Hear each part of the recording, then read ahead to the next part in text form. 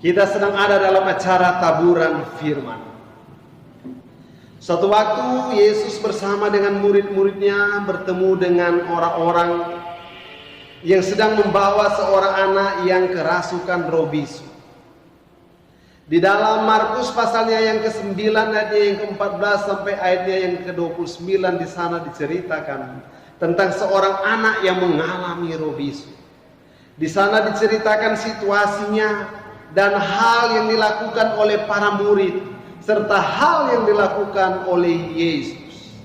Saudara, firman ini menceritakan bagaimana ketika ada orang-orang yang datang membawa anak yang sedang kerasukan roh bisu ini kepada murid-muridnya, tetapi murid-muridnya tidak dapat menyembuhkan dia.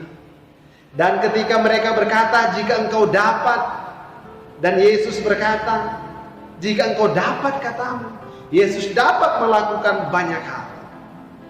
Akhirnya saudara, anak ini boleh disembuhkan oleh Yesus. Di dalam ayat yang ke-28 dan 29 di sana, cerita yang klasik terjadi. Firman Tuhan, ketika Yesus sudah di rumah dan murid-muridnya sendirian dengan dia, bertanyalah mereka, mengapa kami tidak dapat mengusir roh itu? Jawabnya kepada mereka, jenis ini tidak dapat diusir kecuali dengan doa. Saudara, mengapa dengan doa? Ada apa? Tentunya di sini Yesus mau mengajar bahwa doa itu sungguh memiliki peranan yang teramat sangat penting di dalam kehidupan setiap orang yang percaya. Mengapa kita harus berdoa? Ada 3 hal yang diajarkan oleh Yesus di dalam bagian ini.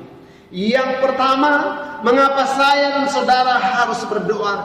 Karena di dalam doa ada pertolongan.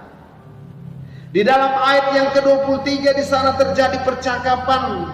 Jika engkau dapat katamu, Yesus dapat melakukan apapun termasuk menolong anak yang bisu. Dan dia juga dapat menolong saya dan saudara ketika kita mau datang kepada Yesus di dalam doa.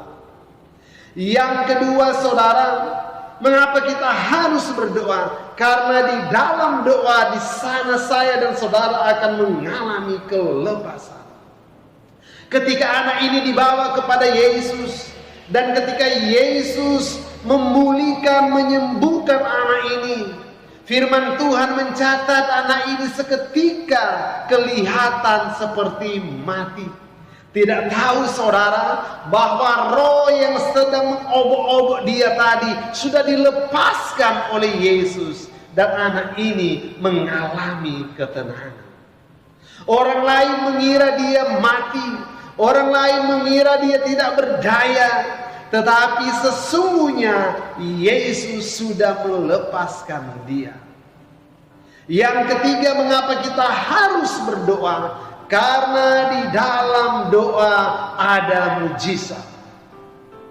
Di dalam ayatnya yang ke-27 di sana diceritakan bahwa tetapi Yesus memegang tangan anak itu dan membangunkannya. Lalu ia bangkit sendiri saudara. Ia bangkit sendiri karena memang dia tidak mati.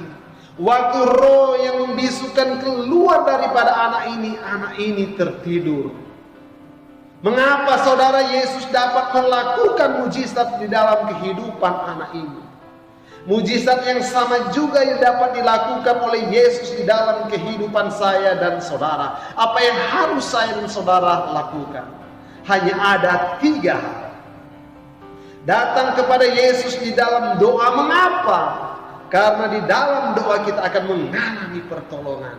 Di dalam doa kita akan mengalami kelepasan.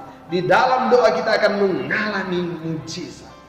Hari-hari ini ketika kita sedang ada di dalam pergumulan yang terberat sekalipun, datanglah kepada Yesus di dalam doa. Karena di dalam doa ada pertolongan, di dalam doa ada kelepasan, di dalam doa ada mujizat. Haleluya!